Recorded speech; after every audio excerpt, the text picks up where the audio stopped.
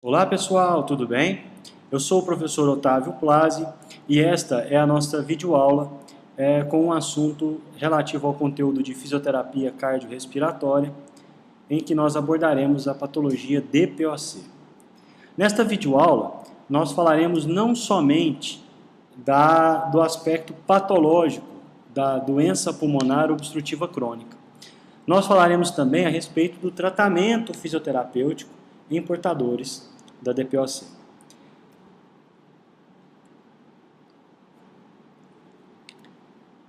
Nós trabalhamos com duas definições da patologia de DPOC. A primeira definição é dada pela Organização Mundial de Saúde, em que ela diz ser uma doença prevenível, tratável, com alguns efeitos extrapulmonares significantes que podem contribuir para a gravidade individualmente. Então essa é uma definição da Organização Mundial de Saúde, em que, em momento algum desta definição, a Organização Mundial de Saúde fala o termo cura, ou expectativa de cura. Ela diz que a DPOC pode ser prevenida e ou tratada. Não se diz curada. E nós vamos ver que a SBPT, Sociedade Brasileira de Pneumologia e Tisiologia, fala com palavras diferentes no mesmo sentido.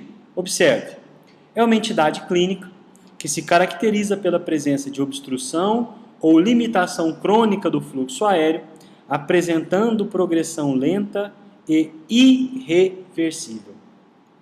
Então veja bem, a Sociedade Brasileira ela define de forma mais clássica o principal aspecto da DPOC, que é a obstrução ou limitação crônica do fluxo aéreo, mas ela deixa claro também, na sua definição, que ela é de progressão lenta e irreversível.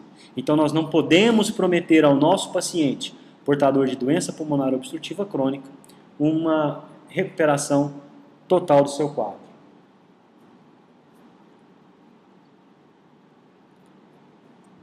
A fisioterapia, ou fisioterapeuta, ele tem a obrigação profissional de dar o diagnóstico funcional. Para nós podermos traçar o diagnóstico funcional, nós temos que caracterizar a doença quanto à sua perda funcional. A primeira perda funcional bastante característica da doença pulmonar obstrutiva crônica é a hiperinsuflação pulmonar. Hiperinsuflação pulmonar é o que caracteriza o paciente DPOcítico no sentido de que ele é considerado, ele é chamado de retentor crônico. Ou seja, ele mantém o seu tórax hiperinsuflado, cheio, o tempo inteiro. Ele tem uma dificuldade na exalação, no ato de exalar, de expirar o ar. Ele retém muito do ar que entra em cada ciclo. E se nós pararmos para pensar, se ele tem uma retenção muito grande de ar, concorda que o ciclo seguinte vai ser diminuído? Pense dessa forma. Se eu tenho uma festa que cabem 100 pessoas, toda vez que entrar 100 e sair 50, entram novas 50 pessoas. Se entrar 100 e sair 40, vai entrar 40. Se entrar 100 e sair 30, ou seja, quanto menos vai sair, menos vai entrar. O ar segue essa mesma rotina. Quanto menos ar sai, menos ar entra. Então, o paciente que tem DPOC, ele apresenta um trabalho da musculatura respiratória exagerado, né? Ele apresenta um ritmo respiratório alterado, ele apresenta uma frequência respiratória alterada. Tudo isso para compensar a perda funcional, a capacidade de exalar o ar. Ok? Além de eu ter uma hiperinsuflação pulmonar, uma retenção crônica desse ar no tórax do paciente, a Sociedade Brasileira de Pneumologia, ela definiu a DPOC como sendo uma limitação crônica do fluxo aéreo, né? Então, limitação do fluxo, limitação é redução. Fluxo é velocidade, né? Então, o ar entra em menor velocidade, consequentemente, vai entrar em menor quantidade. Ok? Então, a limitação do fluxo aéreo tem relação com o volume. Tá bom? E, como a própria definição diz também, apresenta alguns efeitos sistêmicos, né? Alguns processos inflamatórios sistêmicos, uma maior predisposição do paciente uma maior sujeição do paciente à contaminação por processos infecciosos, uma reação orgânica mais deficitária e uma série de alterações musculoesqueléticas com diminuição de massa muscular bastante acentuada. Então essas são as principais perdas funcionais do paciente com DPOC. E qual que é o quadro clínico em decorrência dessas perdas funcionais? O principal e mais comum deles é a dispneia, né? E a gente sabe que dispneia é a alteração do ritmo, ok? A alteração do ritmo é conhecida como dispneia. O paciente, o leigo, ele relata a dispneia como falta de ar. Então ele fala, eu estou com falta de ar, né? Falta de ar para o leigo é a dispneia para nós, ok? Tosse, né? Nós vamos ver que os dois principais grupos, as duas patologias que caracterizam em união a DPOC é a bronquite crônica e o enfisema pulmonar. Na bronquite crônica nós temos tosse, no enfisema pulmonar também temos tosse. A diferença é que a bronquite crônica apresenta uma tosse produtiva, de uma grande quantidade de secreção, porque nós vamos ver que a fisiopatologia, a grande alteração é o excesso na produção de muco, né? Já o paciente enfisematoso, que tem o enfisema como a sua principal característica, a principal patologia, a tosse desse paciente ela é seca, né? Então, os dois apresentam tosse, porém, condições de tosse distintas. A sibilância é o som produzido pelo ar quando ele passa por um local estreito, é como se fosse um assovio. O paciente leigo, ele fala que está chiando o peito, né? Tem um gato miando no peito. Então o paciente usa termos variados de acordo com o seu nível de compreensão da doença, né? Então se o fluxo de ar está passando por um local estreito, quer seja por um processo inflamatório, quer seja pela grande quantidade de secreção, vai ouvir um som, um assovio, que é característico de sibilância. A produção de secreção aumentada é uma característica do epitélio respiratório. Sempre que este é agredido, sempre que há uma agressão ao epitélio respiratório, ele reage a essa agressão, aumentando a sua produção de muco pelas células mucíparas, né, em especial as células caliciformes, que estão localizadas no seu epitélio respiratório. Então essas células mucíparas, elas vão ter uma excitação na sua produção, e aí vai ter um excesso na produção de secreção, característica de doença pulmonar obstrutiva crônica. Este paciente com DPOC também vai ter infecções respiratórias de repetição. Nós vimos que a capacidade de defesa imunológica desse paciente está suprimida, ela está diminuída. E essa supressão, essa diminuição se deve à constante agressão. Então o organismo ele é tão agredido, mas tão agredido, que ele acaba ficando menos responsivo a essas agressões. Então esse paciente vai ter infecções de respiração com bastante frequência, né? É comum pacientes DPOcíticos serem internados nas unidades de terapia intensiva, por exemplo, para tratamento de uma infecção pulmonar. É muito comum, né? O quadro clínico também muito comum no DPOC é um descondicionamento físico. Esse descondicionamento físico nós vamos caracterizá-lo em 5 graus mais adiante na nossa aula, mas ele começa com um descondicionamento físico imperceptível e vai para um nível do paciente se cansar, por exemplo, para pentear um cabelo, para trocar de roupa, para tomar um banho. A gente chama isso de dispneia aos pequenos esforços, chegando ao extremo de apresentar dispneia mesmo ao repouso, né? Então o condicionamento físico vai decaindo, então o descondicionamento físico vai piorando, vai aumentando na medida em que a doença progride. Além disso, o paciente apresenta fraqueza muscular. Nós vimos no slide anterior que ele apresenta uma diminuição da massa muscular. Se diminui a massa muscular, consequentemente ele perde em peso.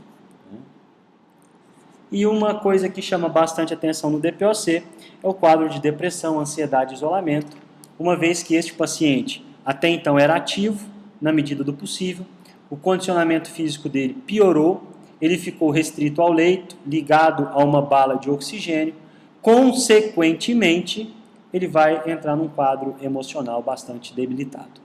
E isso vai, num ciclo vicioso, num ciclo ruim, vai aumentar e agravar todos os demais quadros, porque a gente sabe da relação importante entre o sistema emocional e o físico. Eu tenho dados um pouco antigos aqui, nessa minha aula de 2003, mas não se enganem, tá? Infelizmente, se houve modificação, essa modificação do quadro foi uma piora, não uma melhora, ok? Isso aqui não vai mudar, a prevalência realmente aumenta conforme a idade, na medida em que os indivíduos envelhecem, os sintomas eles ficam mais graves.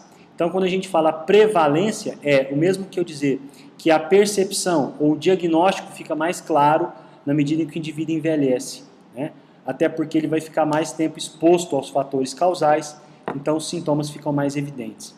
Entre indivíduos de 40 a 45 anos, apenas 0,7% dessa população teve um diagnóstico de DPOC, enquanto 15% da população entre 80 e 85 anos, né? Então é um valor bastante alto. Se nós pensarmos numa população mundial total, vai dar um número bastante expressivo, ok?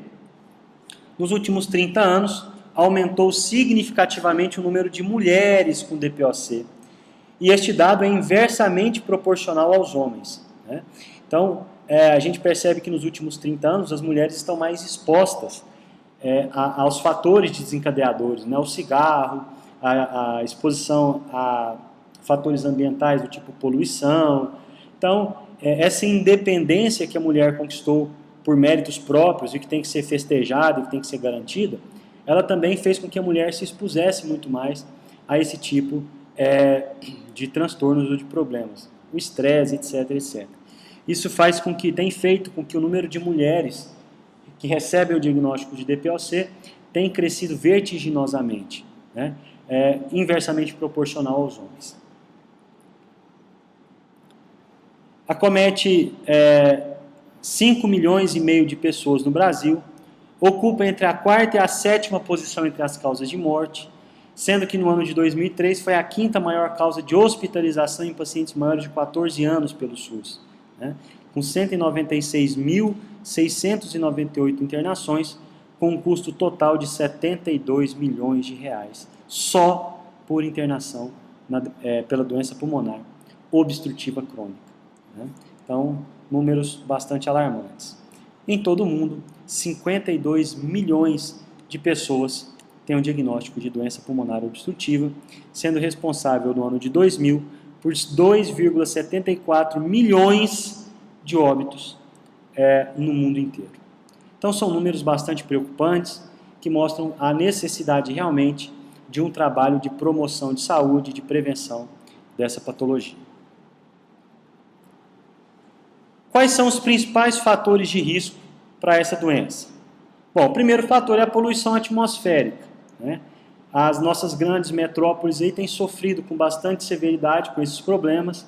A gente percebe um alto índice de pessoas com essas doenças nas grandes cidades, porque, dentre outros fatores, elas estão expostas a uma maior quantidade de poluição atmosférica. Essa poluição atmosférica vai agredir a mucosa respiratória.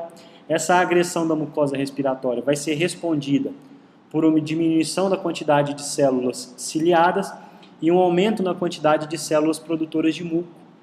Vai levar a uma reação inflamatória, vai diminuir ou vai estreitar por edema o fluxo aéreo e vai estreitar por excesso de produção de muco que não vai ser drenada.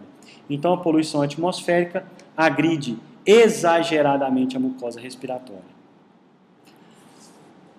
Outros fatores de risco, fatores socioeconômicos, indivíduos com índices sociais, educacionais e econômicos diminutos têm uma maior possibilidade de adoecer, porque ficam mais expostos a fatores os quais ela desconhece, né? E a profissão, idem, né? Indivíduos que trabalham em carvoarias, em locais onde tem locais de pintura, por exemplo, sem os devidos equipamentos de proteção individual, inalam partículas inerentes a essa sua atividade laborativa, essa sua atividade funcional. Consequentemente, ele vai ter o mesmo processo de agressão da poluição atmosférica, porém agravado à sua condição funcional. O clima interfere, porém não é determinante, né? O clima, a gente sabe que climas mais secos ou trocas abruptas de clima pioram ou intensificam o quadro, agudizam o quadro, mas não causam DPOC. Sexo, a gente já falou que há um predomínio recente aí de pessoas do sexo feminino, mas durante muito tempo o predomínio foi do sexo masculino. Vimos que há uma prevalência com relação à idade, na medida em que o indivíduo envelhece, ele fica mais exposto aos males do DPOC. Lembrando que o DPOC é um quadro evolutivo, progressivo, lento, ele só foi descoberto com maior idade, mas ele já vem desde a mais tenra idade, desde o indivíduo mais jovem, ele já apresenta as disfunções em decorrência da DPOC. O uso do álcool atua prejudicando o organismo de uma forma geral, no DPOC não é diferente. A raça, há uma prevalência na raça negra em detrimento da raça branca, porém, isso também não é muito determinante, os hábitos de vida são mais determinantes. O principal fator de risco, que eu deixei por último, porém, deixei em caixa alta, negrito e sublinhado, é o tabagismo. E aí eu sempre falo uma frase para os meus alunos: nem todo DPOC é tabagista, ou seja, nem todo DPOC é fumante, mas todo fumante, se continuar fumante, é ou será um DPOC. Isso não resta dúvidas. Tudo bem? Vou repetir. Nem todo DPOC foi ou é fumante, porém, todo indivíduo fumante é ou será um paciente portador de doença pulmonar obstrutiva crônica, pelos mesmos mecanismos que eu citei na poluição atmosférica: agressão da mucosa respiratória, resposta ou adaptação dessa mucosa com uma diminuição da quantidade de células ciliadas e aumento da quantidade de células produtoras de muco, excesso na produção de secreção, reação inflamatória, alteração tecidual local. Ok? Olha só, a fisiopatologia, por definição, ela é a soma de 3 processos patológicos que se combinam, formando o quadro clínico final, que é a bronquite crônica, o enfisema pulmonar e, menos frequentemente, a asma. Veja bem, há uma certa discordância dos teóricos que diz respeito à participação da asma nesse processo. Por quê? Porque nós vamos ver que a DPOC, a perda funcional, ela é irreversível. Na asma, não, né? Na asma, quando o paciente usa um broncodilatador, ele tem uma ótima resposta a esse broncodilatador. Então, se ele tem uma ótima resposta, em tese, não é uma doença crônica, como a DPOC preconiza. Nós vamos ver que os 2 principais processos patológicos são a bronquite crônica e o DPOC. Mas veja bem, para eu considerar o paciente como um DPOcítico, deve haver uma associação dessas patologias, sendo que eu classifico o paciente DPOC do tipo 1, aquele que tem a bronquite crônica como principal determinante. Então, as características sintomáticas, de sinais e sintomas desse paciente, são predominantemente características de bronquite crônica. Eu classifico esse DPOC como sendo um DPOC do tipo 1. Quais são as características desse tipo de DPOC, do tipo 1? Há um aumento na produção de muco. Esse aumento na produção de muco leva o paciente a desencadear uma tosse produtiva crônica, e essa tosse produtiva crônica ela tem que durar por pelo menos 3 meses por ano, por 2 anos consecutivos. Aí a gente classifica esse paciente como sendo um paciente portador de DPOC do tipo 1, cuja bronquite crônica é o principal fator, a principal patologia. Agora veja bem, não pode haver outra explicação para essa tosse. Então, se o paciente tem uma tosse alérgica e fica exposto ao fator alérgico, ou fator desencadeador da alergia, por 3 meses, 2 anos seguidos, ele vai ter tosse. Significa que ele tem bronquite crônica? Não. Mas veja bem, se não há uma outra explicação, e o paciente teve uma tosse eficaz, produtiva, por 3 meses consecutivos, por 3 meses ao ano, por 2 anos consecutivos, a gente classifica como DPOC. E nós dissemos que a DPOC é uma obstrução do fluxo. Na bronquite crônica, essa obstrução se deve ao processo inflamatório associado ao aumento na produção de muco. Então, se eu tenho um processo inflamatório, eu tenho um edema. Se eu tenho um edema, eu diminuo a luz do brônquio. Se eu aumento a produção de muco, eu tenho uma barreira mecânica ao fluxo. Então, eu tenho uma obstrução ao fluxo aéreo, característica da bronquite crônica, que se deve à inflamação associada à secreção de muco. Por que vai haver esse aumento na produção de muco? Em reação aos fatores desencadeadores que eu expliquei no slide anterior. Não existe uma causa definida para a bronquite crônica, uma única causa, né? O que se acredita é uma somatória, uma combinação de fatores. Por exemplo, tabagismo, infecções de repetição no trato respiratório, poluição atmosférica, né? Na maioria dos casos, a doença resulta em uma somação, uma união desses fatores, entre os quais o principal, o popstar, o mais importante de todos, sem sombra de dúvida, é o tabagismo.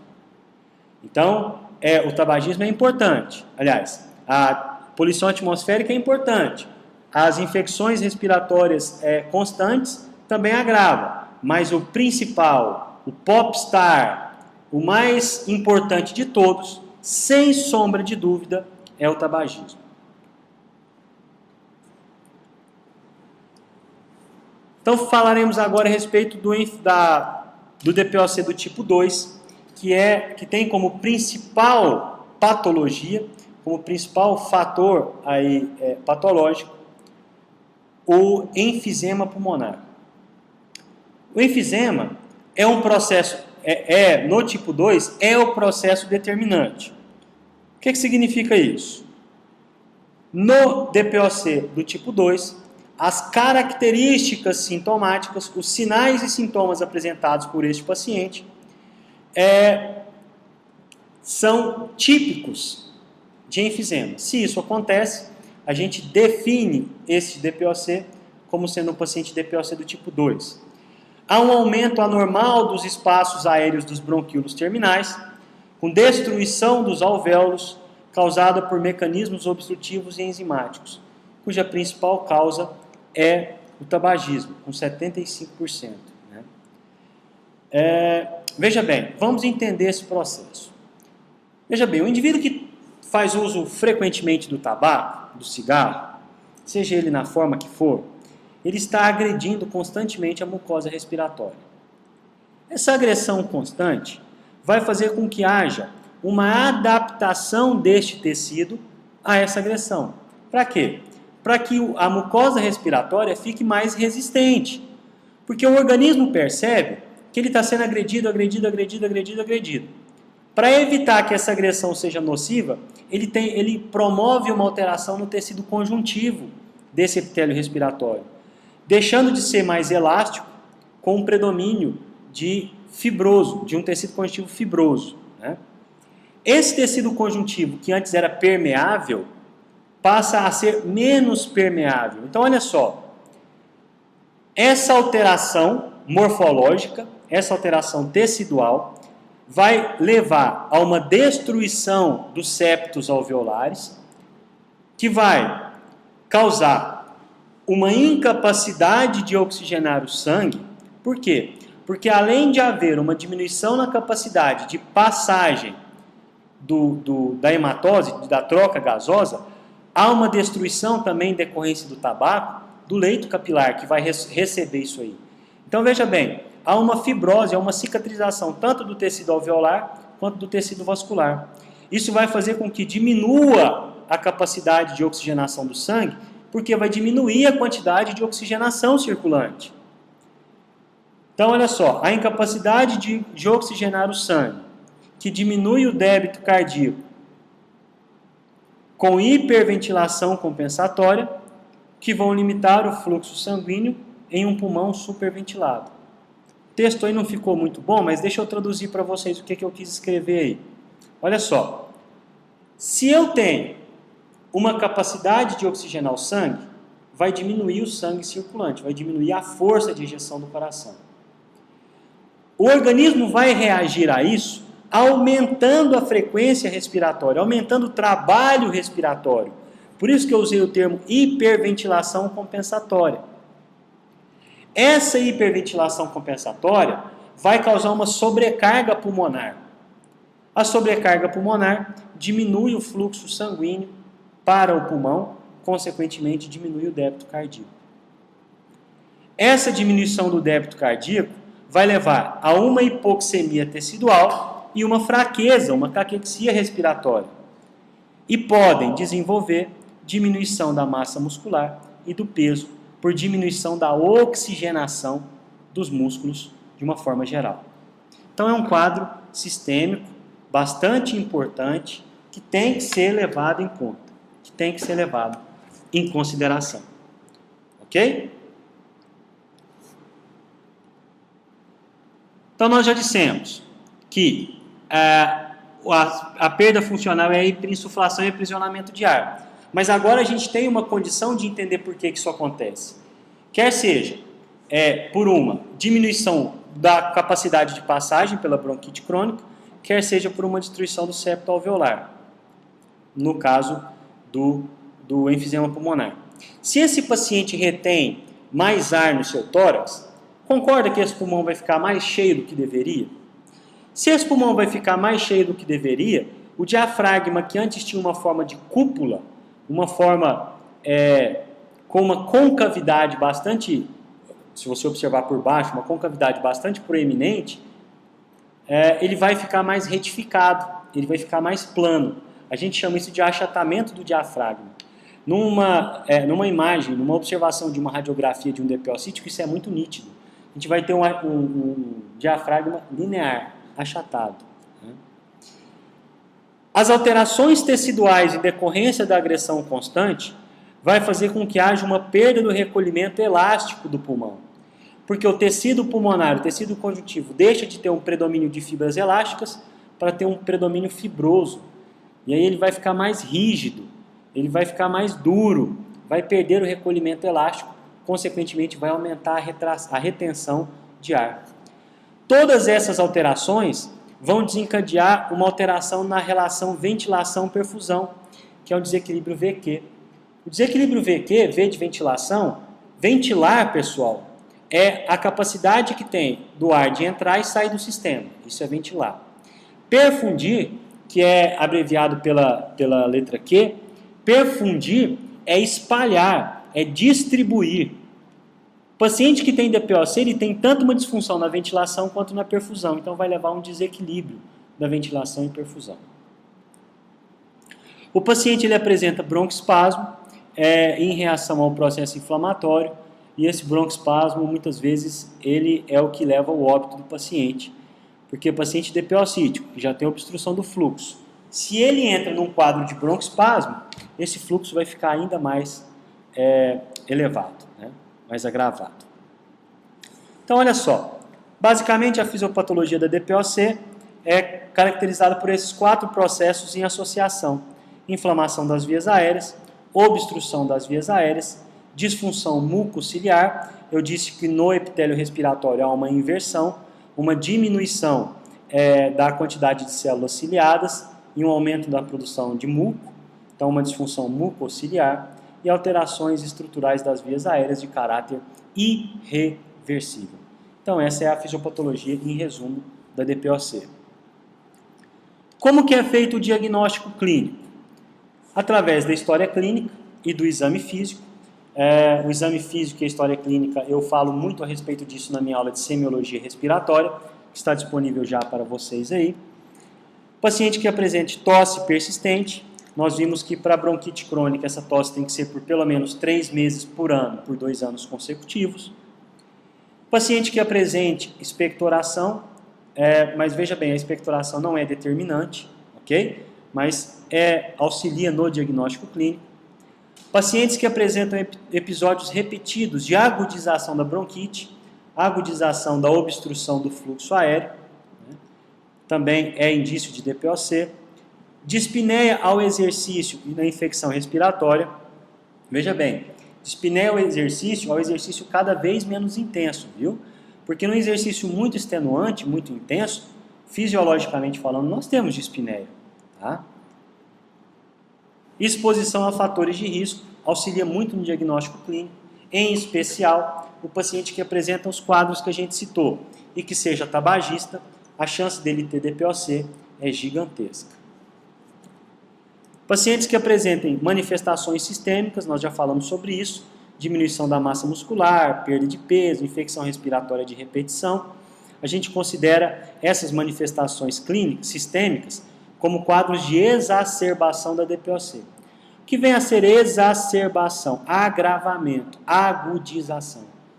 Então, o paciente que vinha com sua DPOC compensada, utilizando a musculatura acessória para respirar, adquire uma infecção e ele perde essa capacidade, porque não tem força suficiente para isso.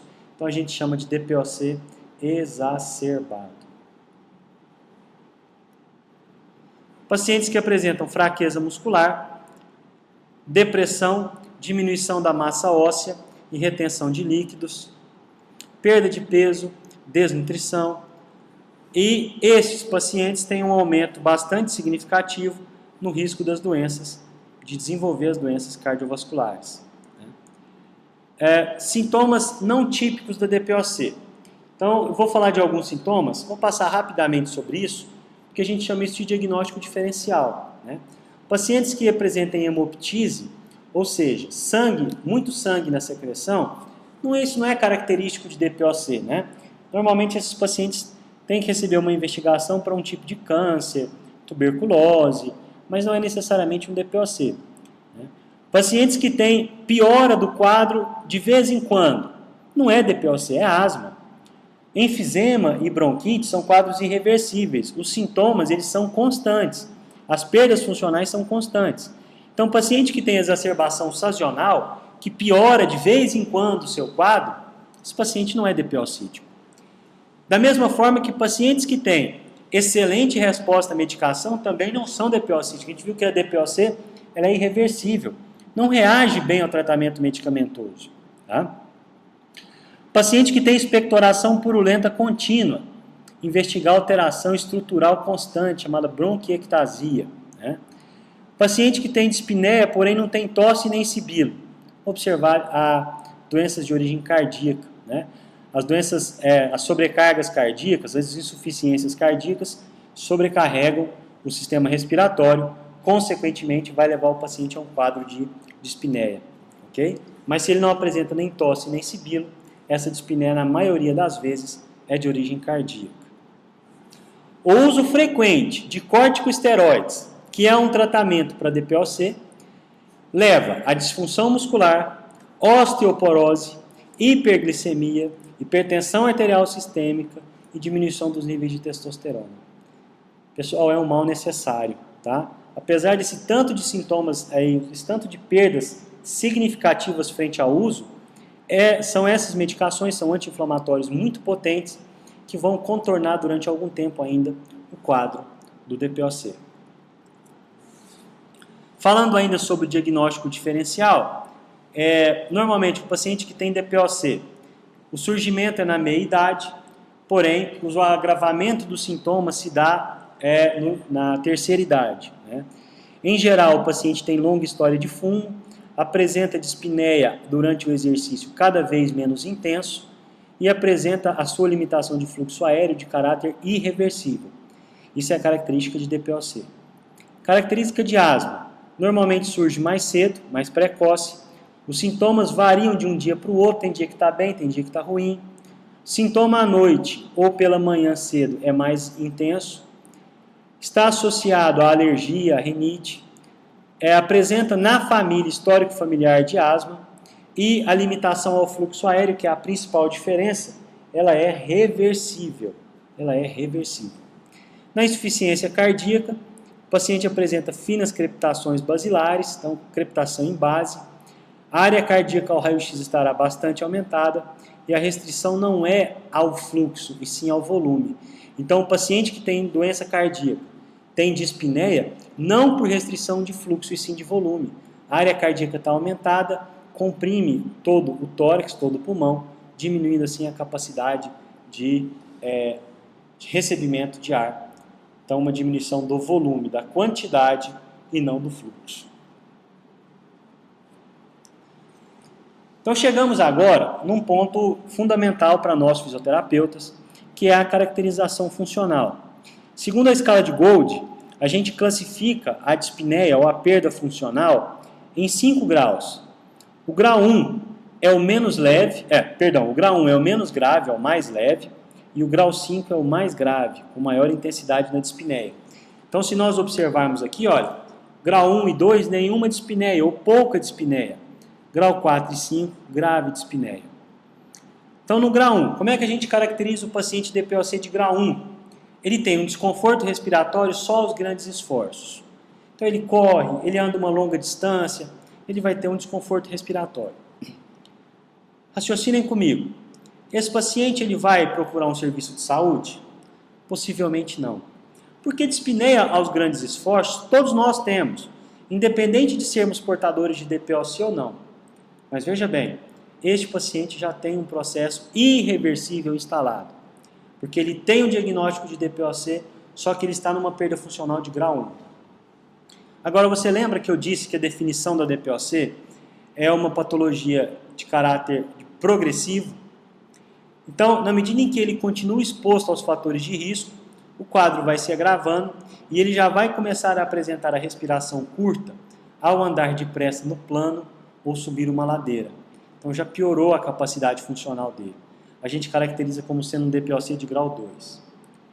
Um DPOC de grau 3 vai caminhar mais devagar que as outras pessoas da mesma idade no plano, ou tem que parar para descansar quando tenta caminhar junto com essas pessoas. Então, não, eu vou andar com meu amigo não tem DPOC, eu tenho. Ou eu vou andar mais lento do que ele, ou eu vou ter que parar de tempos em tempos para descansar. Então, eu já sou um DPOC com perda funcional em grau 3. O quadro vai piorando. O paciente apresenta grau 4, quando ele tem que parar para respirar após caminhar 100 metros ou poucos minutos de caminhada no plano.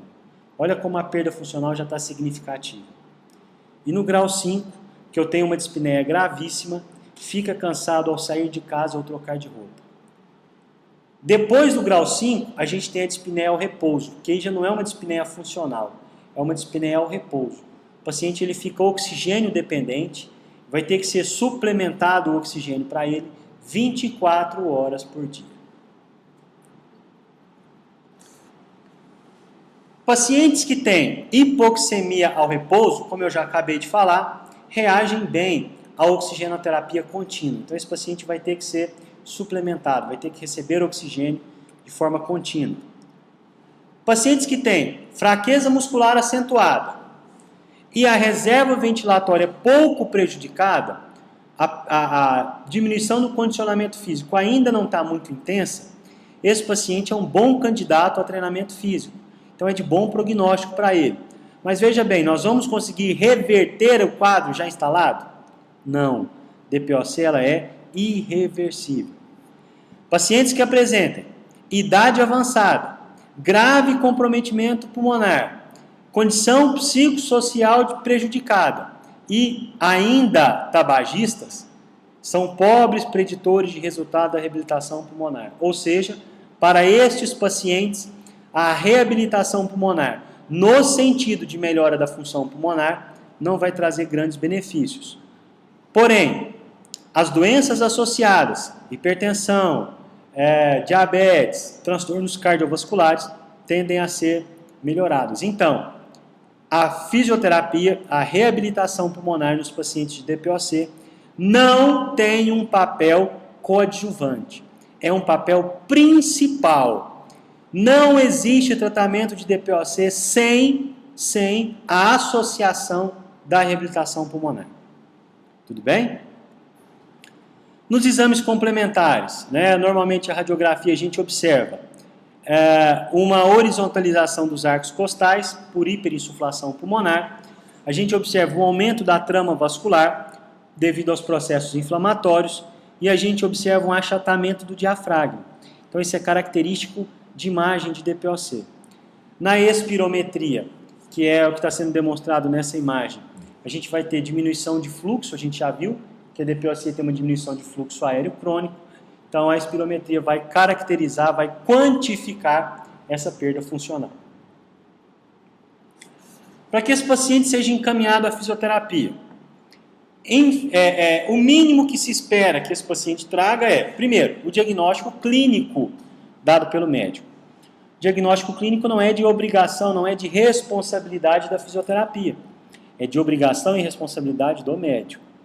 A medicação que ele está utilizando, as doenças associadas que ele tem, especialmente as relacionadas ao exercício, e pelo menos os relatórios dos exames laboratoriais, para que a gente possa proceder com uma avaliação adequada e uma caracterização adequada deste paciente.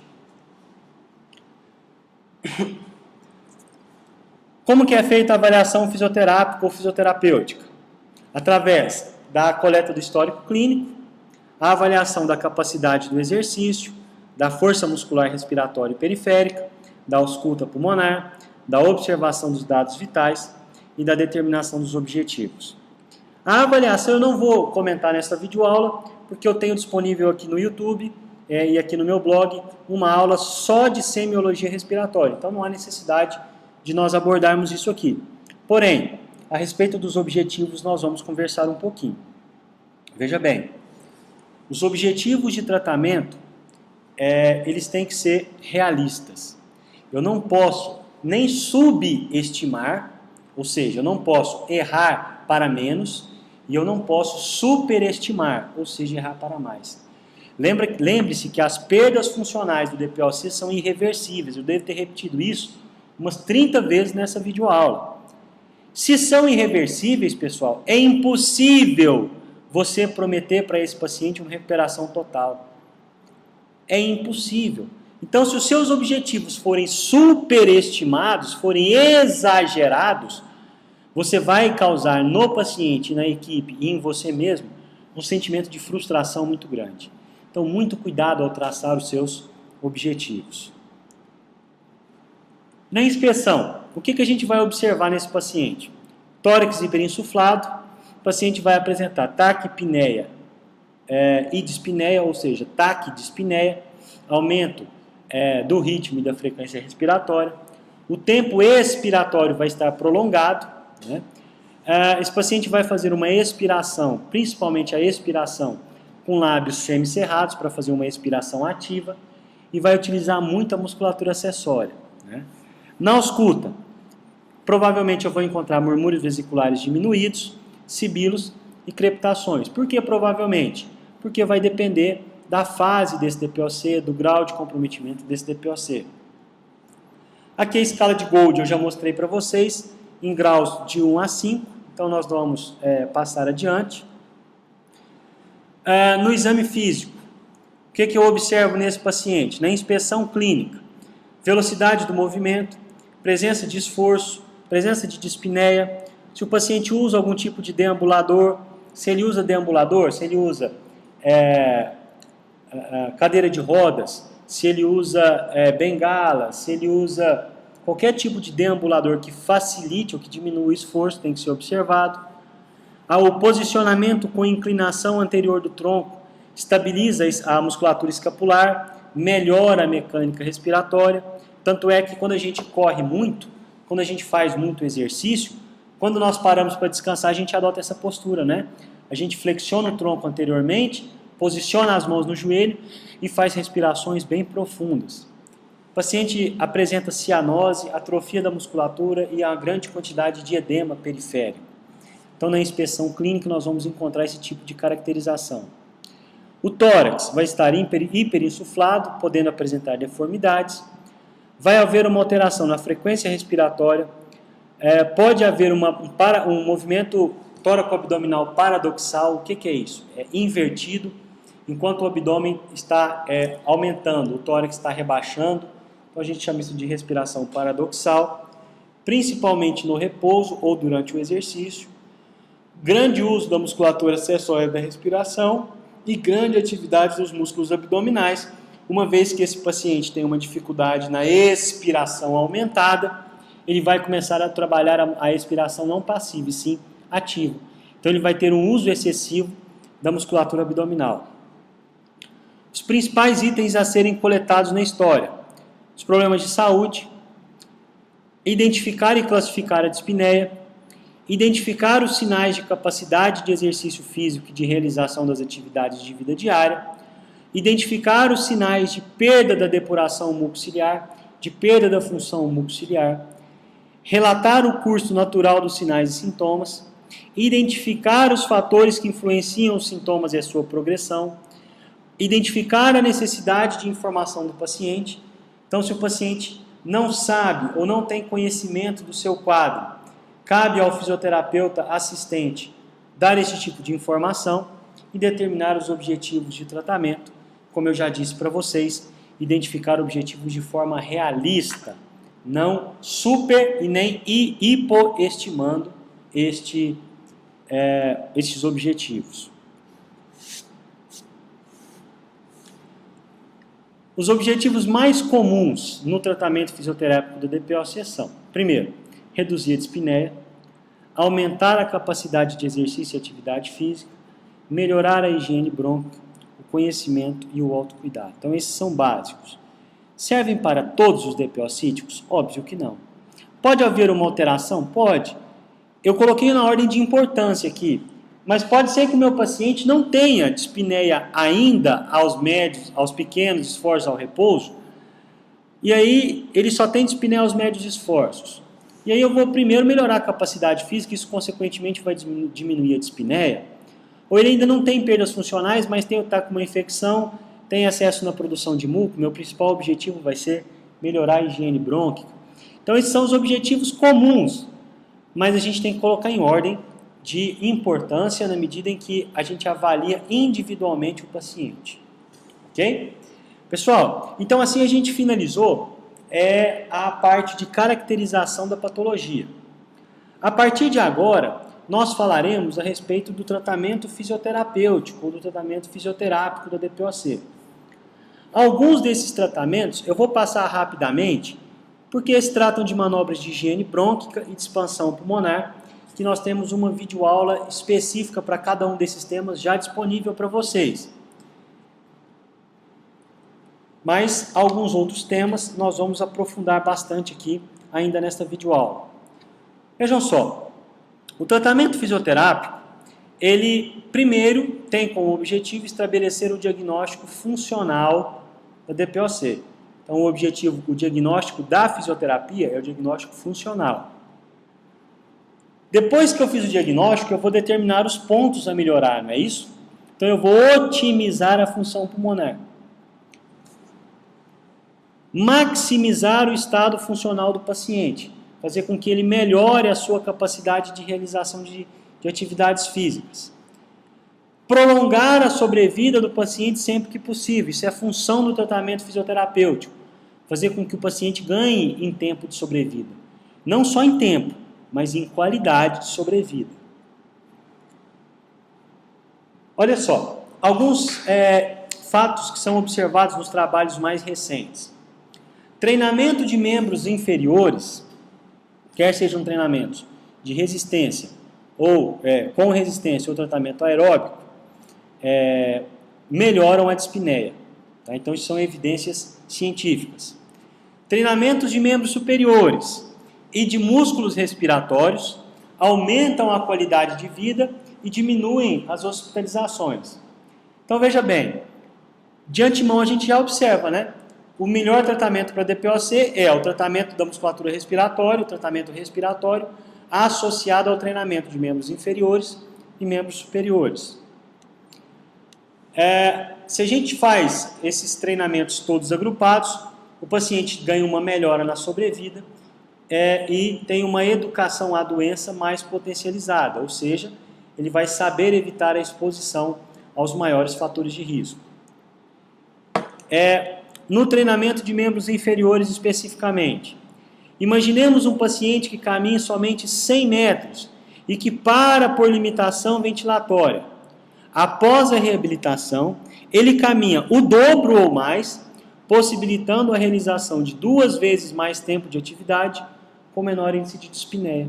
Então isso foi publicado pelo Sarmento no ano de 2005, prova por A mais B a necessidade da inserção no programa de reabilitação pulmonar do treinamento de membro inferior. Então é inconcebível o terapeuta respiratório tratar DPOC apenas com manobras respiratórias. O treinamento de membro inferior melhora em até 2 vezes ou mais a capacidade do paciente de executar algum tipo de exercício físico. A elevação do membro superior aumenta o consumo de oxigênio e a produção de dióxido de carbono, diminuindo, por conseguinte, a participação dos músculos da cintura escapular. O treinamento de membros superiores tem como objetivo melhorar a força e a resistência desses músculos, diminuindo a demanda ventilatória sobre o trabalho muscular da cintura escapular. Então, quanto mais fraco estiverem os músculos dos membros superiores, maior vai ser a necessidade de oxigênio, maior vai ser a produção de CO2.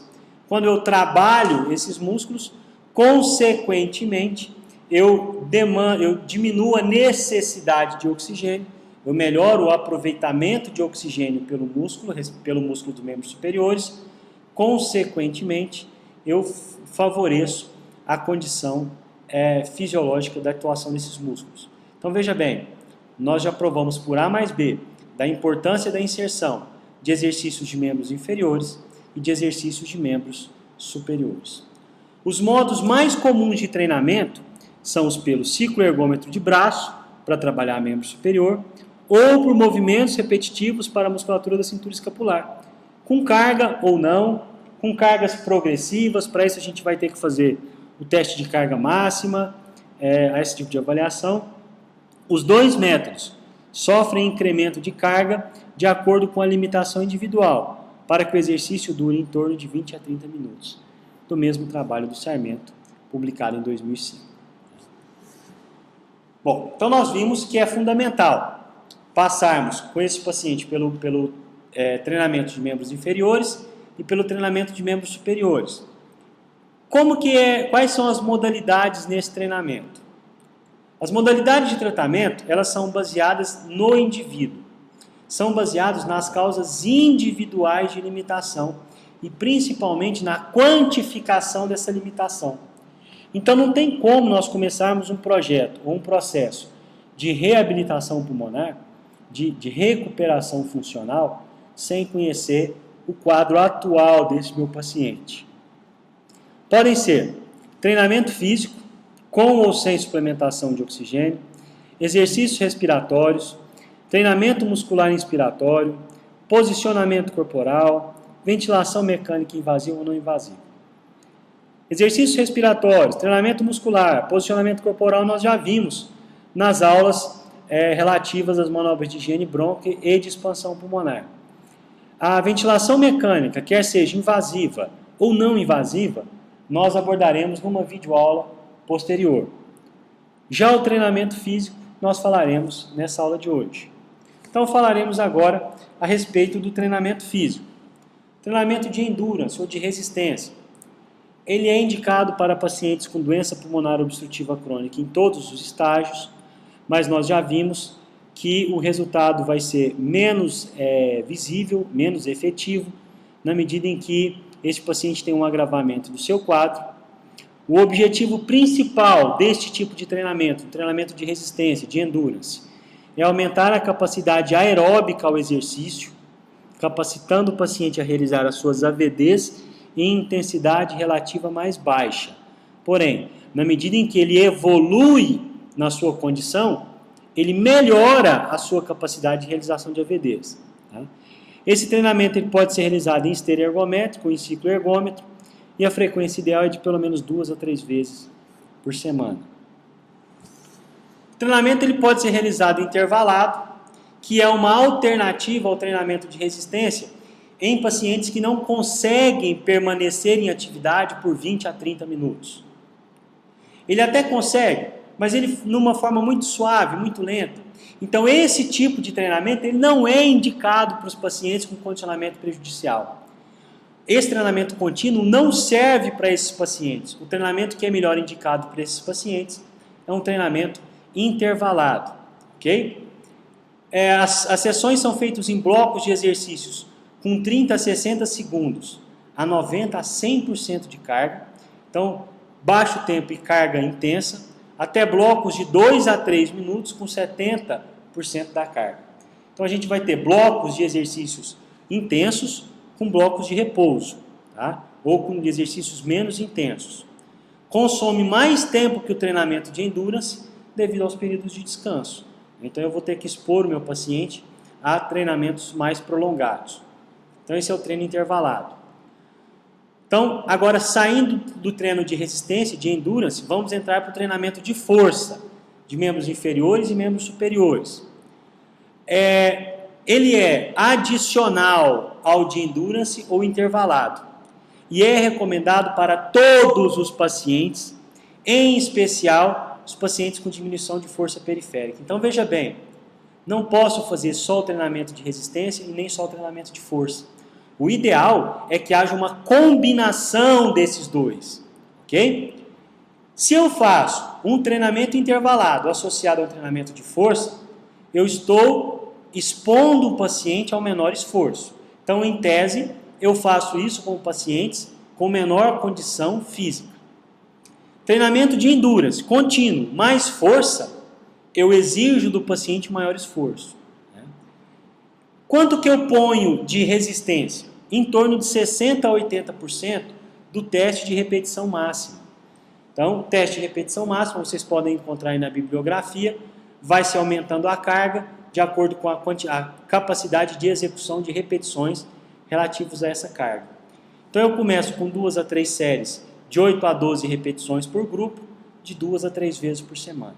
Então, primeiro eu vou determinar a carga com o teste de repetição máxima, utilizo 60% dessa carga, começo com 2 a 3 séries de 8 a 12 repetições por grupo, de 2 a 3 vezes por semana. Existe também a possibilidade de um treinamento por eletroestimulação neuromuscular, né? Não é muito comum, normalmente utiliza-se em pacientes que têm um maior comprometimento muscular, um comprometimento muscular extremamente grave, que não são capazes de realizar exercícios físicos. Então não é a primeira opção de escolha, sim a última, né? Ela é tolerada, barata e pode ser aplicada em casa, é utilizada através da estimulação neuromuscular, através de aparelhos que vão estimular essa contração muscular. É óbvio que o efeito é muito menos eficaz, mas se o paciente não consegue participar de um programa comum, convencional, é a nossa única forma de trabalho.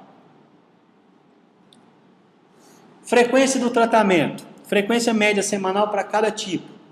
Treinamento de endurance, de 3 a 5 vezes por semana, por no mínimo 20 minutos. Treinamento intervalado, de 3 a 5 vezes por semana, individualizado de forma progressiva.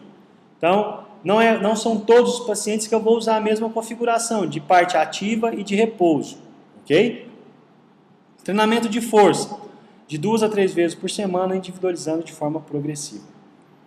Então, endurance, no mínimo 20 minutos, isso serve para todos. Intervalado, as configurações, assim como o treinamento de força, são individualizados. O que serve para o José não serve para a Maria, e assim sucessivamente. Os trabalhos mais antigos, mais utilizados, falam que a duração média do programa é de no mínimo 12 semanas. Então, para se ter um resultado, são pelo menos 12 semanas, são necessárias pelo menos 12 semanas. Porém, tem alguns estudos mais frequentes que têm demonstrado eficácia em programas mais curtos, com 4 a 7 semanas, com 1 mês de trabalho, tá? Em torno de 1 mês de trabalho. Os exercícios respiratórios. Então, inclui expiração ativa, respiração profunda e lenta, freno labial. Olha só, As 3 que eu citei privilegiam o controle respiratório, em especial a fase expiratória. Por quê? Porque esse paciente ele é retentor crônico. A dificuldade que ele tem é de exalar. Está entrando menos ar? Está entrando um volume, um fluxo mais lento? Sim. Mas por quê? Porque o ar está retido dentro do tórax. Tá? O posicionamento corporal. Nós aprendemos na aula de higiene brônquica, a drenagem postural, por exemplo, que facilita a drenagem do muco. E o treinamento muscular inspiratório e expiratório, as manobras de expansão pulmonar, que estão disponíveis para vocês nas videoaulas no meu blog e no YouTube. Os objetivos dos exercícios respiratórios: melhorar a ventilação regional e a troca gasosa, reduzir a dispneia e a hiperinsuflação e melhorar a função respiratória e a qualidade de vida, que são objetivos comuns, né, dos exercícios respiratórios que estão disponíveis para vocês nas minhas videoaulas de manobra de expansão pulmonar e de higiene brônquica. Treinamento muscular inspiratório. Ele é adjunto ao treinamento físico ou como única terapêutica em pacientes sem capacidade física. A intensidade da carga vai ser controlada e o treinamento deve ser de no mínimo 30% da PI max. Então eu vou resistir à inspiração com uma carga progressiva de no mínimo 30% da PI max. Então eu vou resistir, vou fazer uma avaliação com a manovacuometria, por exemplo, avaliar a PI max e eu vou intensificar essa carga com no mínimo 30% da PI max. Posicionamento corporal. Além de auxiliar na drenagem da secreção, o próprio posicionamento corporal com a inclinação anterior de tronco, com o apoio dos membros superiores, é um método efetivo para alívio de dispneia intensa. Normalmente, pacientes crônicos, bastante crônicos, DPO-cíticos assim, típicos mesmo, eles dormem sentados, né? Eles ficam mais tempo sentados com essa posição de apoio dos membros superiores no joelho, que é uma posição que favorece o controle respiratório por descompressão do diafragma pelas vísceras abdominais. Okay? O freno labial, a respiração lenta e profunda e a respiração ativa associados aumentam o tempo expiratório, reduzindo a hiperinsuflação dinâmica e a melhora das trocas gasosas. Deve-se tomar cuidado para não acarretar um aumento exacerbado no trabalho respiratório. Então a gente deve aumentar o tempo expiratório sem necessariamente aumentar exageradamente a força para o desempenho dessa atividade. Ok? Atenção! Pacientes com hipoxemia ao repouso, que estejam recebendo oxigênio domiciliar ou mesmo hospitalar, devem continuar com a suplementação durante o exercício. Devem continuar com a suplementação durante o exercício. E atenção, muito provavelmente vão necessitar, inclusive, de maiores valores de suplementação do que de repouso. Porque, veja bem, se ele não tem oxigenação circulante necessária para nutrir os tecidos em repouso, ele vai ter para os tecidos sendo exercitados? É óbvio que não. Tudo bem? As manobras de higiene brônquica que podem ser utilizadas. Mostro aí para vocês um organograma, uma forma de pensamento. Essas manobras, de uma forma geral, estão descritas para vocês na minha aula de manobra de higiene brônquica. Eu não vou me ater a isso, mas é uma forma de pensar. Por exemplo, hipersecreção. O paciente tem? Sim. Então a gente segue para esse lado aqui. Fisicamente ativo? Sim. Essas técnicas? Não. Então nós vamos ver, tem capacidade de exercício física diminuída? Aí nós vamos passar por um outro tipo de característica. Fisicamente ativo? Sim. Então, tem colapso das vias aéreas? Sim. Então eu vou utilizando essas técnicas aqui. Então isso é uma forma de você avaliar, conduzindo o seu treinamento, suas manobras de higiene brônquica. A avaliação, ela deve incluir avaliações repetidas, não só iniciais, mas do progresso em termos de sintomas, força muscular, performance ao exercício físico, AVDs e autocuidado, para que a gente possa controlar o quanto a nossa terapêutica está sendo eficaz para o paciente. Então a avaliação ela não é só inicial ou final, ela é constante. Pacientes portadores de DPOC são avaliados diariamente. A ausculta respiratória diária, os testes de expansão pulmonar diários, a semiologia deve ser executada diariamente. É importante, ao término do tratamento, informar ao médico que encaminhou o paciente sobre os objetivos de tratamento e as condutas realizadas e os resultados obtidos. Isso é um sinal de respeito, não respeito por submissão profissional, mas respeito porque se o médico te encaminhou o paciente, ele está esperando um retorno. Então ele quer saber se o tratamento foi eficaz, se melhorou. Então vale a pena, é interessante que você mostre para o médico, não tenha medo de mostrar para o médico o quanto seu tratamento foi eficaz. Programas de acompanhamento a longo prazo podem envolver a participação de atividades físicas específicas, esporte, atividades de lazer. Então isso pode envolver não necessariamente apenas o fisioterapeuta, mas uma equipe multiprofissional.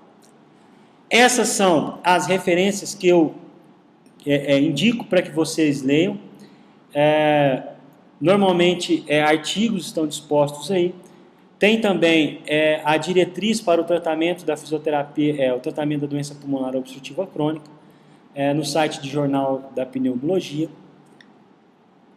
Eu agradeço enormemente a sua atenção nessa nossa nova videoaula. Espero que ela lhe seja útil e estou sempre à sua disposição no meu e-mail prof.otavioplase@gmail.com, pelo Twitter @otavioplase, no meu blog www.otavioplase.blogspot.com, no meu canal no YouTube www.youtube.com/oplase, O-P-L-A-Z-Z-I, Oplase, tudo junto. Muito obrigado pela atenção, pessoal. Aguardo os e-mails com dúvidas, críticas, sugestões. Muitíssimo obrigado pela atenção, bons estudos e até breve, pessoal!